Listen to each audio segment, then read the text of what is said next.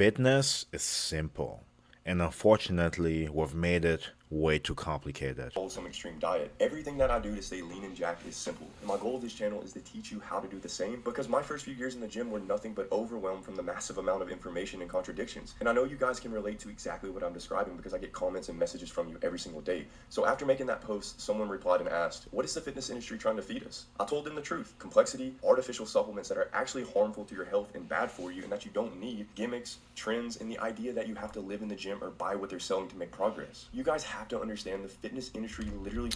Exactly. And when it comes to social media, the name of the game is attention. So whatever people need to do, get your attention and keep it, they'll do that. And unfortunately, simple isn't the way to do it. Our attention spans are so small. We need stimulation. So telling you the calorie deficit, training 3 to 4 days a week, progressive overload is boring information. We need to make it more complex for people to stay with us. That's unfortunate. That's unfortunate. Really makes billions every year, and it keeps growing because people keep searching for shortcuts. And the more confused you are, the more you buy. People want to believe it's complicated because that makes their excuses valid. But the reality is it's simple. It's always been simple. So the goal of this video is to show you the handful of things that actually matter to getting you jacked, things that only take a few hours a week and can put you in the best shape of your life. We're going to start with how many times a week you should be lifting. For 99% of people, 3 to 4 days is all you need, and 4 is probably better in the beginning since you'll get more practice overall. But as you advance in your lifting journey, doing less but with more intensity is probably the best bet. Most people don't. Exactly. And another thing too that's not mentioned in the fitness industry, as you age and you adopt responsibilities, you have children, you're working more hours. I know right now I'm working anywhere between 40 to 80 hours a week. So I don't have the same amount of time I did when I was in my early 20s, mid-teens to be in the gym every single day. So now, like you said, being in the gym less with intention goes a further way. That is something not mentioned ever, because as you progress in life, you will not have as much freedom. So you need to adjust. That's something not mentioned in the fitness space. People don't need more workouts, they need better workouts, more Exactly. intense workouts. When you train 3 or 4 days a week, you recover enough to actually get stronger from session to session. And getting stronger in a moderate rep range is why you build most muscle. It's not the pump, it's not some pyramid bicep workout, it's definitely not a shock the muscle routine you found on TikTok, and it's not a 2-hour long arm day. It's looking at your incline dumbbell press and seeing that you started with 45 pounds for 7 reps in each hand, and now a year later you're pressing 80s for 10 reps. And I want to repeat this point, getting stronger in a moderate rep range is why you build most muscle. And this reminds me of when I was in the beginning stages of lifting. I would do something called 21s with a training partner, and we would start with 7 reps of barbell curls, and then we would literally pass it back and forth until we reached 21 reps, and then keep repeating until we couldn't move our arms. And now I look back and kind of just shake my head. Yes, it built some muscle, like maybe, but really all it did was give me a pump. And what I'm trying to get at is you don't need these fancy tricks or tactics like 21s that sound cool. We would have been better off just starting with 2 to 3 sets of 6 reps for the barbell curls, and then adding a repetition each week, and then eventually adding weight when we reach the top end of that rep range. And this is what I want you guys to understand. If your lifts aren't going up, your physique isn't changing. It's that simple. This is why I push 3 to 4 days so consistently. It allows a normal person to get stronger week after week, because if you think about it, you work a job, your sleep is probably okay, but it's not perfect.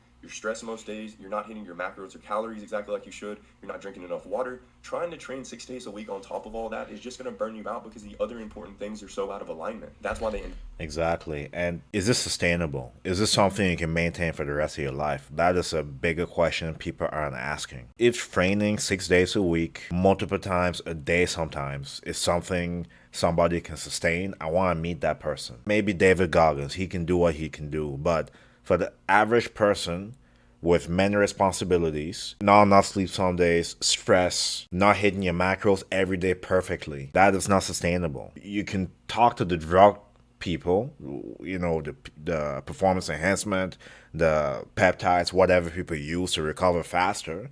For the person that doesn't do any of that, you cannot train that many days. There's weeks where I'll train 4 days a week. If I'm doing heavy lifting, for example, for my lower body, like for deadlifts, for example, I cannot do that 2 weeks in a row. So how my split works right now, I have an upper body pull, upper body push, and 2 lower body days. 1 week I'll do a heavy lower body push. The following week I'll do a heavy lower body pull. So I'm not doing the same type of heavy lifting for my lower body 2 weeks in a row because of recovery.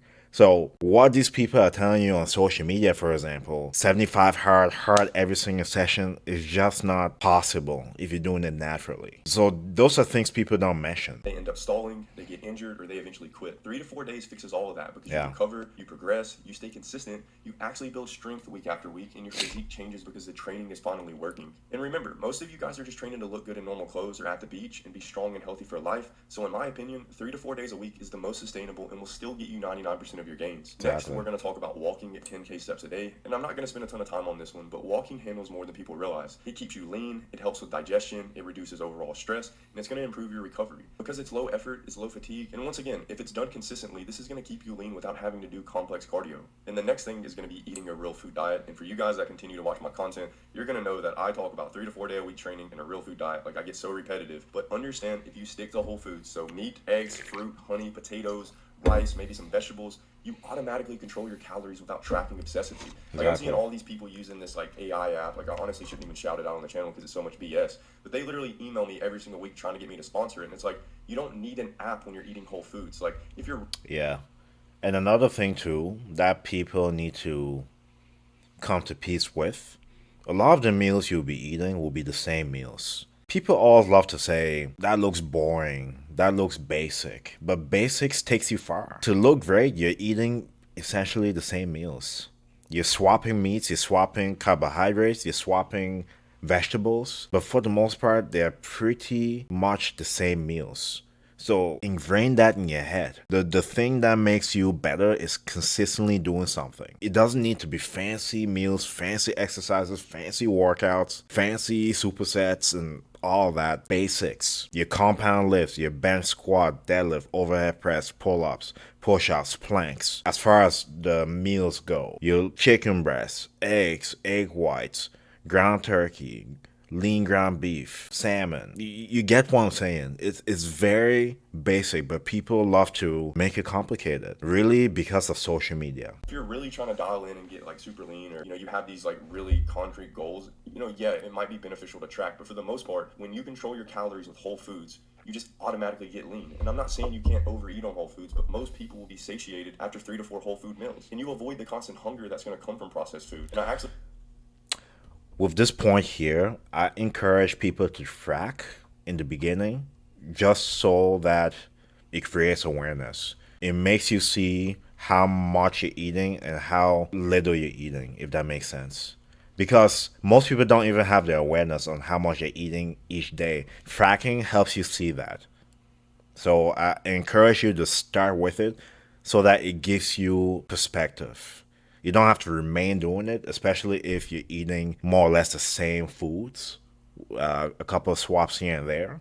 But fracking is definitely something I recommend at the beginning just to give you that awareness. I actually just made a full day of eating video breaking down, exactly what a whole food diet looks like and, what I consume. So I'll link that on the screen somewhere now if you want to see exactly what I eat in a day. So far we've talked about lifting, walking, and then eating real whole foods. Next is going to be getting sunlight. And I would almost guarantee that 80% of you right now are like, what does sunlight have to do with getting jacked or getting in shape? Sunlight is basically your body's start button. So if you're in tune with the research, when you get morning sunlight in your eyes, it tells your brain to turn on your energy, your focus, and basically your muscle building hormones. It's also going to set up your sleep clock so you can actually recover at night, because that's when muscle growth happens. Because most people stare at a screen, they rush to work, they sit inside under artificial lights all day, and they never actually see the sun. So their body never gets the signal to fully wake up, their energy stays low, their mood stays flat, and their sleep is going to get worse. And I can promise you guys, if you were trying to build muscle, that is going to kill your progress. And I really encourage you guys to do more research on vitamin D, maybe even get your vitamin D levels checked, and just the importance of getting daily sunlight, because it really does matter for your mood, for recovery, and then your testosterone. I mean, that advice is great, but for people that live in North America, that's kind of tough to get. So this is where supplementation can help, and it's recommended. Vitamin D supplement can help with that for people that live in areas without sun for many for many months of the year. And how much sunlight you're going to need daily is obviously going to vary from person to person, but this is truly a super simple thing that could be why your testosterone is low and you're not making the best gains. And the next thing we're going to talk about is sleeping 7 to 9 hours. And this should be common sense, but common sense isn't always common practice. Look at it like this. If your sleep is bad, everything else suffers. strength, testosterone, fat loss, recovery, all of it. Good sleep is one of the most powerful performance enhancers you can give yourself, and it's free. So what I do each night is I set my thermostat down to a cooler temp. Mine is normally around 66 degrees. Use blackout curtains and try to avoid your phone or any blue light a few hours before bed. I also take a magnesium glycinate supplement before bed for deeper sleep, so you can research that as well as vitamin D. And next, we're going to talk about... That's a good one. Avoiding blue light, your screen, from your phone, from the TV, definitely. That's a good one. And magnesium supplements. I have a magnesium complex that I use. It's really good. I used to also use melatonin. That's really good as well to help you get in that sleep state. And ashwagandha is pretty good too.